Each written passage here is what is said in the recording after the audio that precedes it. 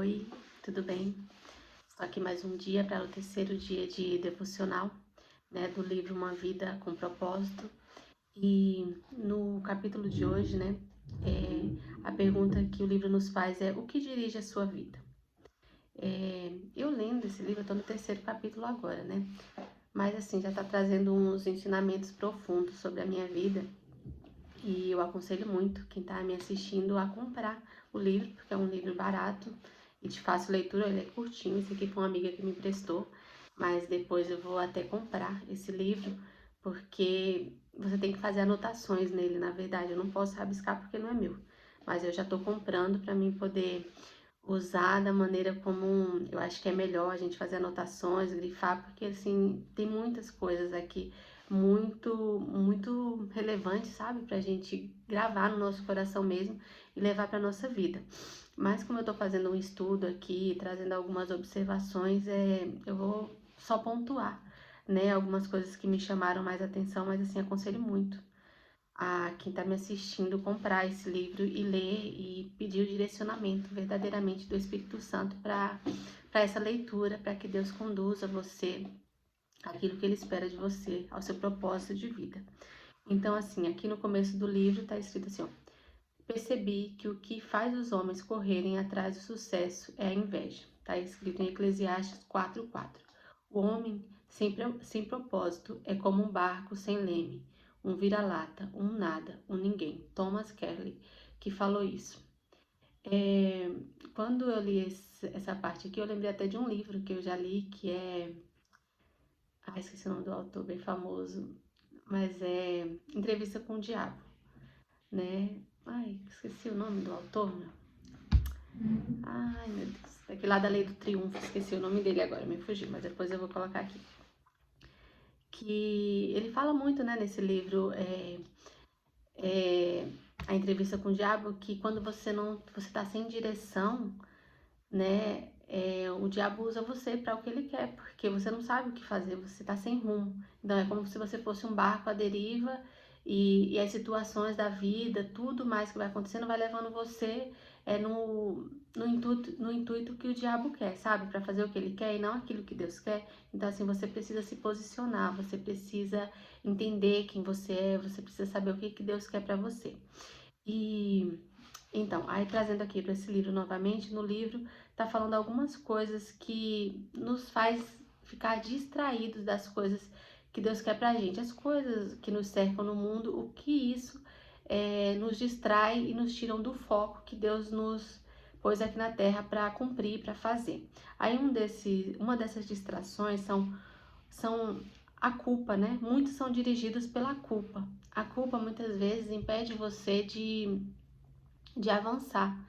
Você fica olhando para trás, fica olhando para o passado, fica olhando para aquilo que você deveria ter feito e não fez, ou alguma coisa que aconteceu que não era daquela forma que você queria que tivesse ocorrido, sabe? Você fica se sentindo culpado por isso, e isso te impede de avançar, Então, tudo isso é uma distração, E tem mais um aqui, é o rancor e pela raiva. Muitos são dirigidos pelo rancor e pela raiva. O rancor, eu já pedi muito para Deus trabalhar isso no meu coração. Teve uma época que eu me magoei muito com a pessoa e aquilo ficou guardado no meu coração, sabe? Me fazia tanto mal, porque assim me impedia de evoluir, de prosseguir. Porque sempre quando eu voltava para aquele sentimento, assim, era como aquilo me machucava. E eu pedia para Deus para tirar aquilo de mim, porque a pessoa, ao alvo do seu rancor, tá vivendo a vida dela normalmente, tá fazendo as coisas dela, nem se lembra de você. Agora, quem ficou com o rancor tá lá se martirizando, se podando, Tá sendo impedido de viver várias coisas na vida porque fica ali, se apegando àquilo ali, ou alguma raiva de alguém que te fez alguma coisa. Assim, situações na vida vão acontecer, nos magoam, nos machucam, Mas eu tô aprendendo que tudo nos faz crescer, E o rancor é algo, assim, muito perigoso pra gente guardar no nosso coração, porque realmente nos aprisiona e ele toma um lugar, que é para Deus estar no nosso coração. E você fica com aquilo guardado, então Deus não consegue habitar totalmente no seu coração, porque tem um lugarzinho ali ocupado que não deveria estar. Então a gente tomar cuidado com o rancor, pedir. Vamos, é difícil, eu sei que tem situações que são muito dolorosas, muito complicadas, mas se a gente pedir para Deus nos libertar disso e ter assim aquela intenção verdadeiramente de se libertar desse rancor, a gente vai se livrar e aí você vai ver que a sua vida vai fluir 1000 vezes melhor depois que você se livrar disso. E o medo, né? É que muitos são dirigidos também pelo medo. O medo, eu acho que o medo é um dos piores também, porque o medo, ele, ele nos impede de seguir. Assim, às vezes a gente nem sabe do que tem medo, mas o medo nos impede de dar o próximo passo. Eu tô fazendo esse devocional aqui com vocês e por muitas vezes eu quis fazer antes outras coisas, outros vídeos, né? Mas assim, eu tenho medo de me expor, de ficar aparecendo aqui, talvez o que as pessoas vão falar, tá? Tenho trabalhado nisso. Mas assim, foi por causa do medo que eu nunca vim antes, porque eu ficava, pra que eu vou fazer isso? Eu não sirvo pra isso, será que vai dar certo? É aquele medo, aquela coisa, e na verdade não serve pra nada, porque se você não tentar, você nunca vai saber se vai dar certo, se não vai, e se der certo, ótimo. Se não der, você tentou, você se arriscou, você experimentou aquilo e vai ser uma experiência, vai ser um aprendizado na sua vida.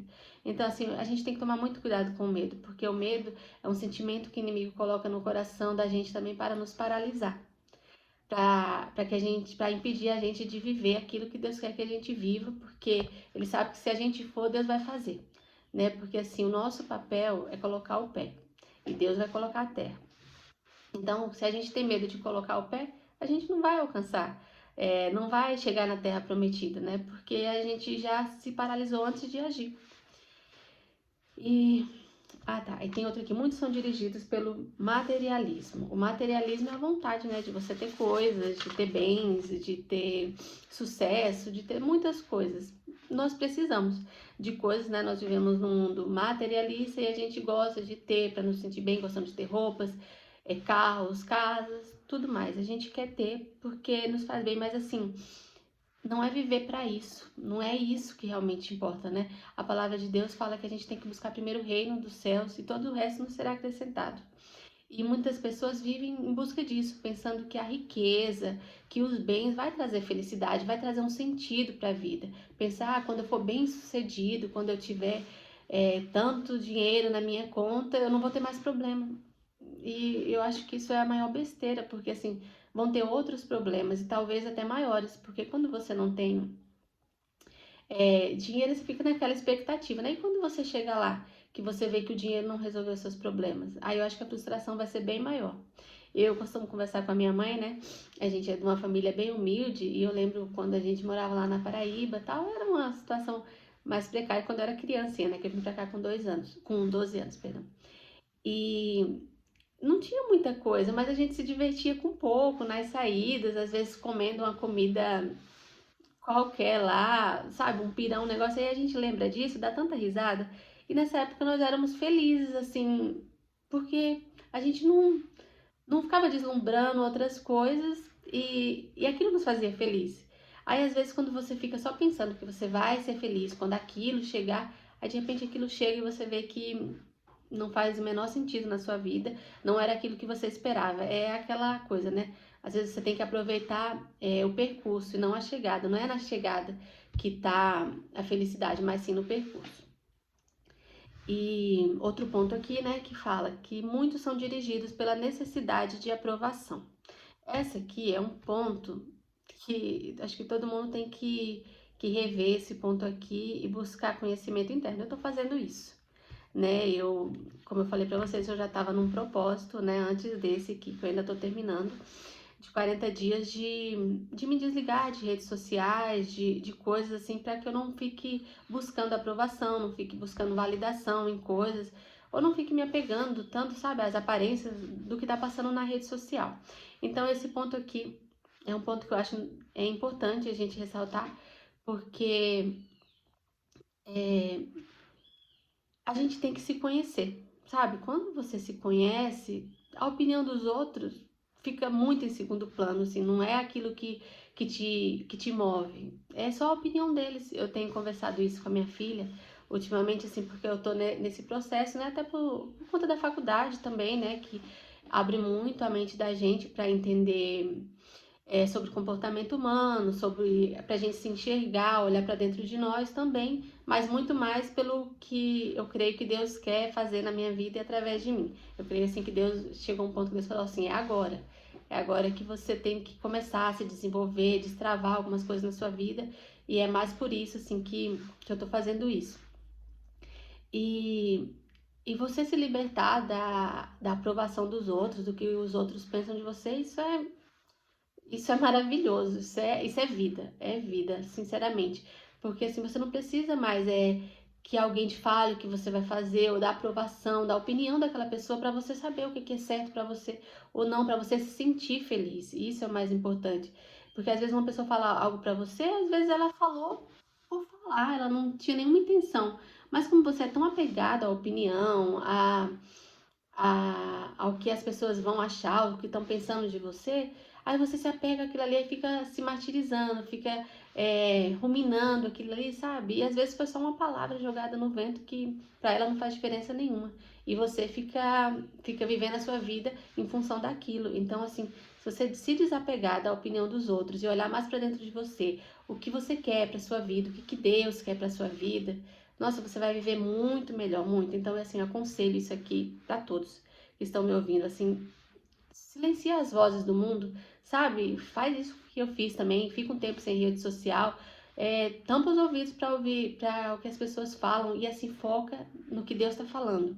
Assim, tapa os ouvidos para os outros e começa a ler a Bíblia, começa a ler coisas que edifiquem a sua mente, edifiquem a sua alma. Você vai ver que aquilo lá são apenas opiniões das pessoas, são coisas que as pessoas falam mais sobre elas do que sobre a gente. Então a gente não deve levar em consideração isso. Então faça isso, que você estará num bom caminho.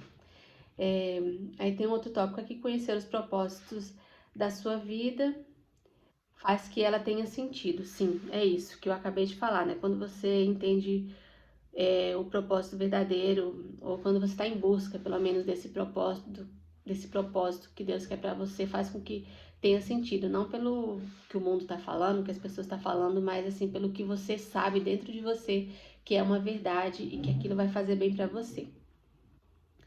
E conhecer seu propósito simplifica a vida, realmente, simplifica, porque você para de se preocupar com um monte de coisa que não tem relevância alguma. Não tem. É só na sua mente.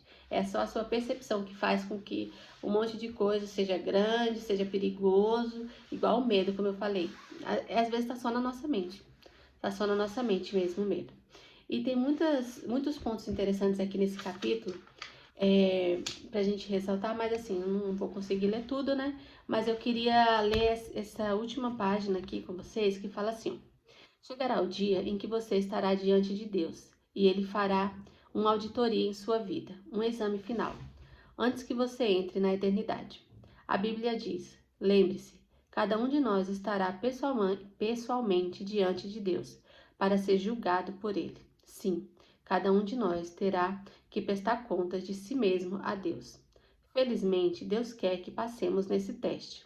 Por isso, Ele nos passou as perguntas antecipadamente. A partir da Bíblia, podemos supor que Deus nos fará duas perguntas fundamentais. A primeira: o que você fez com meu filho Jesus Cristo? Deus não irá perguntar sobre seus antecedentes religiosos ou visões doutrinárias. O único ponto importante será: você aceitou o que Jesus fez por você? Aprendeu a amá-lo e a confiar nele? Jesus disse: eu sou o caminho, a verdade e a vida. Ninguém vem ao Pai a não ser por mim. E a segunda pergunta: o que você fez com o que eu lhe dei? O que você fez com a sua vida? Todas as dádivas, talentos, oportunidades, energias, relacionamentos e recursos que Deus lhe deu. Você os gastou consigo mesmo ou os utilizou para o propósito que Deus lhe deu? Prepará-lo para essas duas perguntas é o objetivo deste livro. A primeira vai determinar onde você passará a eternidade. A segunda determinará o que você fará na eternidade. Ao terminar este livro, você estará pronto para responder essas 2 perguntas. Então, fica uma reflexão aqui para nós, né? Muito interessante, eu achei, que você possa refletir sobre essas 2 perguntas e possa buscar mais o conhecimento para ter esse crescimento e viver essa vida que Deus tem para nós, que é uma vida linda, que é uma vida cheia de vida, em nome de Jesus. Um abraço.